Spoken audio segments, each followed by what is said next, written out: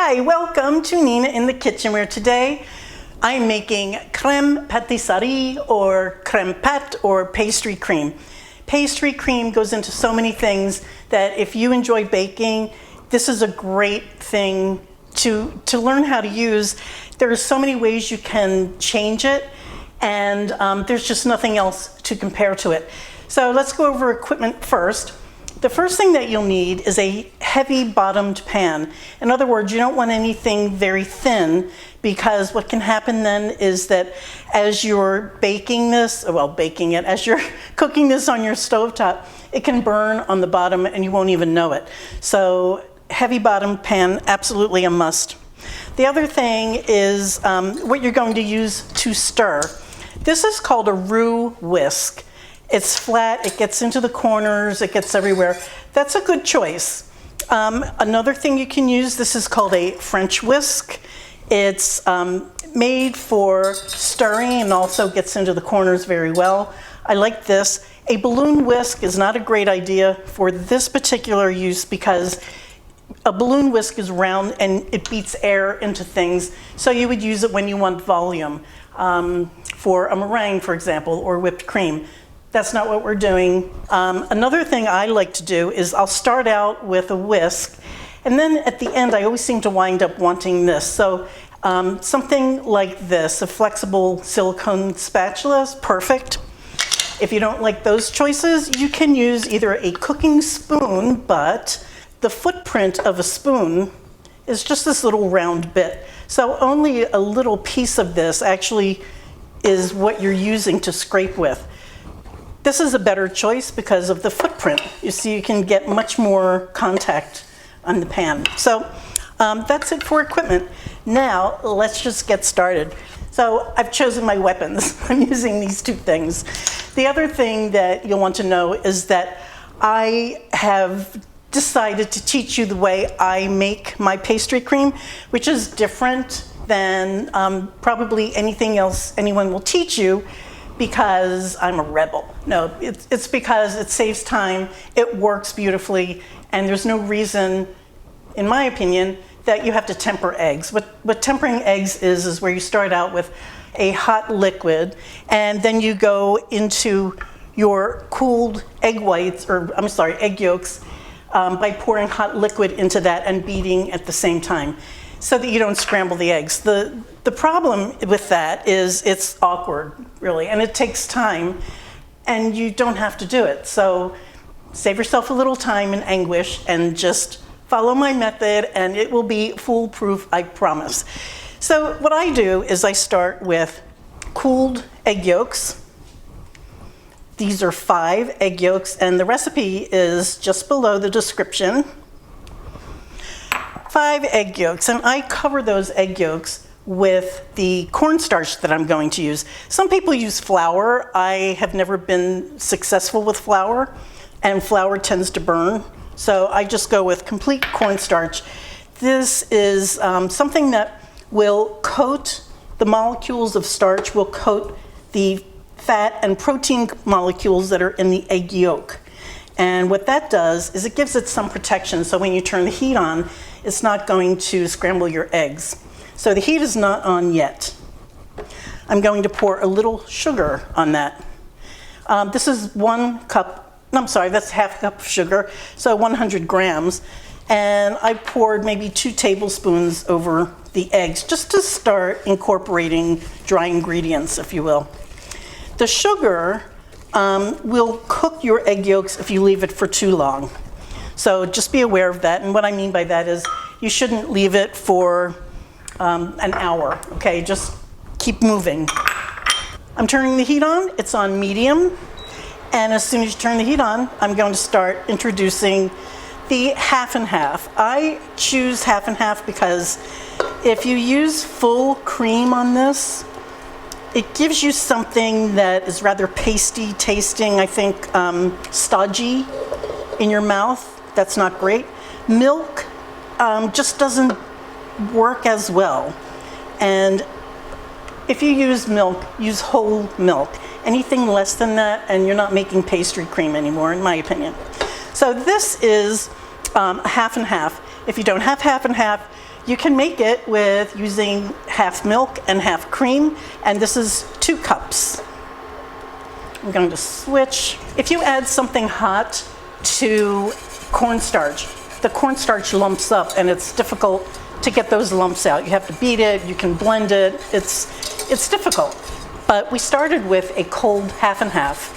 So the cornstarch has melded into this beautifully. You don't have to worry about lumps whatsoever using this method.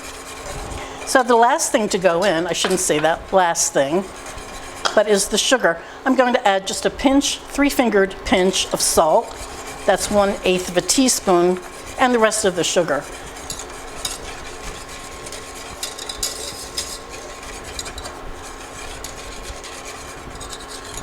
Do not walk away, because what you want to do now is just make sure that this all comes together, and it happens rather quickly, faster than you would imagine. At the very end, you can add flavors. If you're using a vanilla bean, go ahead, open it up. You can put that in right now, because you want those flavors to sort of cook. If you're using an extract or an oil or vanilla bean paste, then you want to add those at the end. And the reason is because those contain compounds like alcohol with extracts, and it evaporates very quickly and you kind of lose the flavor.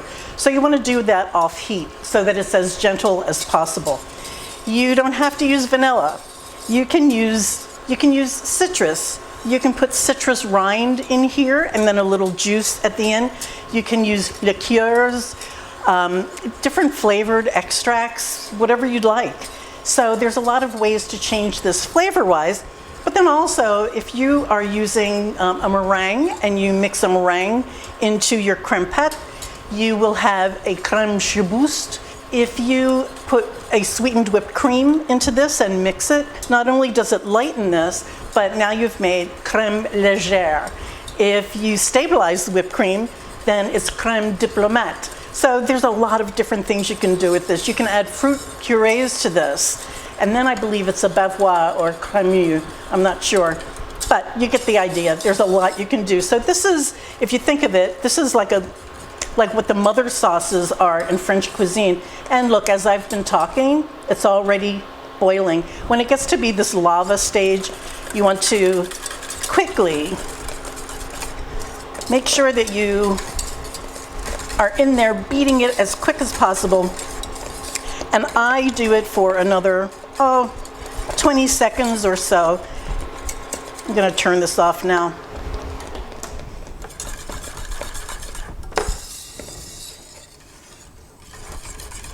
If you use flour especially, you wanna make sure that you are going to beat this for a little while longer to make sure that that flour is cooked. And also, if you want this to be a cream that's on the thinner side, that it's not so stiff, then you don't want to beat it for a long time. If you're going to use it for something like a cake filling or a tart, where you do want it to be stiff, then you want to cook this out so that it's a little more dehydrated. So I'm just going to remove this from the heat, clean this up a little bit, and we'll come back. I've decided to use my vanilla bean paste.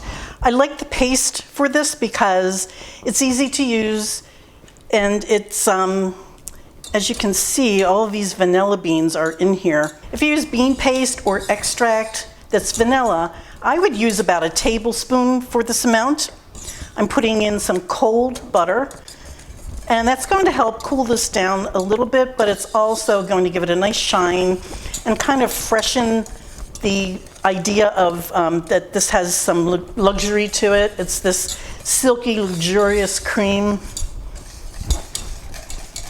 So this is very silky, it's smooth, it's really rather perfect, but if you want to, what you can do is strain it through a fine mesh strainer. So I thought I would show that to you. What that does take out though, if you had egg yolks where that little white stringy thing that links the egg white to the egg yolk is left on your yolk, then it will take those out. Also, sometimes you get little bits of cooked yolk. So let's try this. You just put this in here. and smush it through. I always do this because the silkier this is, the more luxurious it is, and that's kind of the whole point of doing this, right? But you saw how quickly it went together. So what is this used for? You can use it in cream puffs, eclairs, Napoleons, millefeuille, tarts and pies. In fact, this is enough for about a 9-inch tart or pie shell. You can make vanilla cream out of this. If you want to make a vanilla custard cake, you would use the same technique for coconut cream pie. You would just flavor it differently. I have a great recipe for that, by the way. You can put it in between layers in cakes or fill cakes with this. Boston cream pie is another thing that people use this for. And honestly, you could just sit there with a bowl and watch TV and eat this. It's so delicious. And I have to say, this is a no-fail recipe. I have been working on this and using this particular recipe and technique for years. So you will not fail. That little white stringy thing is called the calese. And like I said, sometimes it gets caught into the yolk. Sometimes it goes with the white, and you'll find it at the bottom of your sieve. However, I have to show you, this sieve is the cleanest sieve. There's no egg that's been cooked. There's no calese down there. There's a little thing there, so maybe that's what that is. But very clean. And now let's talk about how to cool this down.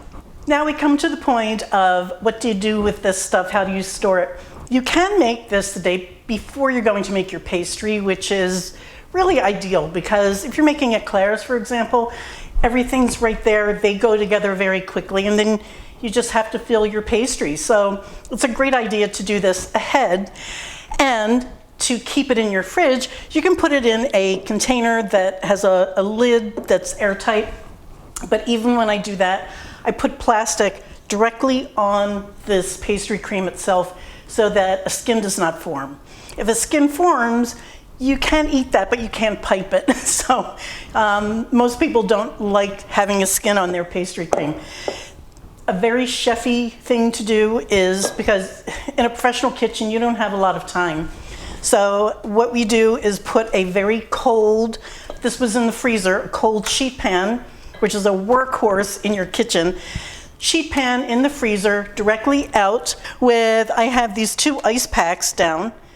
Those just stay in place. You take your warm pastry cream, put it right on here, and spread it out and stir it. Just like that. Stir it up, flip it around. You'll feel that this texture will change as you're doing this. So it will thicken it up and make it almost instantaneous. What I'm going to do is take this, and you can feel on the bottom where it is. It's still warm. But take your cooled cream, put it right back in here, and you just need to chill it down a little bit longer. So once this cools in here, you're not going to cool it all the way. You can't really use it from here into a piping situation, but what you can do is leave it in here. You don't want a skin to form, so you can push it all to one side and just put some plastic film over this and put this in the fridge. Of course, you clean it better than I just did. But you put this in the fridge, and that will take about 40 minutes or so to become a true pastry cream where you can use it. The other thing you can do if you have more time, put it back in the bowl, put plastic on that, or in the airtight container that you're going to store it in. But again, it will only take an hour instead of 3 hours, 5 hours before you can use it. And remember, taste as you go. Taste this. If you want a little more vanilla, especially, you know, one thing I have to say about vanilla bean, I love using it, but depending on where they come from, Madagascar tastes different than Tahiti. So taste your pastry cream. If you're using vanilla beans especially, you're going to get little pieces of the bean itself in here, which is not pretty. You're going to want to sieve that, absolutely. You might want to add a little extract, even if you've used a vanilla bean. Now, this has not even gone into the fridge, but I hope you can appreciate the texture difference. You see now it's thicker than it was when it was this beautiful silky hot cream. So this does change quite a bit. And again, you can put this in your refrigerator for, I would say, up to 3 days, but certainly use it by then. It will not last long. It is so delicious. So I think I'm going to close right here. I've told you everything I can think of to tell you. Thank you so much for watching, and I hope you come back. Bye, guys.